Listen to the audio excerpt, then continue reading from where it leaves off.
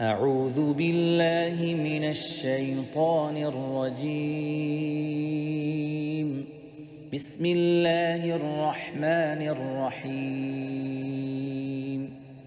ربنا لا تؤاخذنا إن نسينا أو أخطأنا.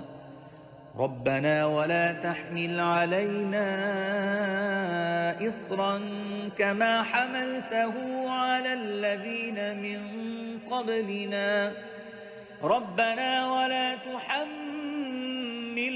ما لا طاقة لنا به واعف عنا واغفر لنا وارحمنا أنت مولانا فانصرنا على القوم الكافرين.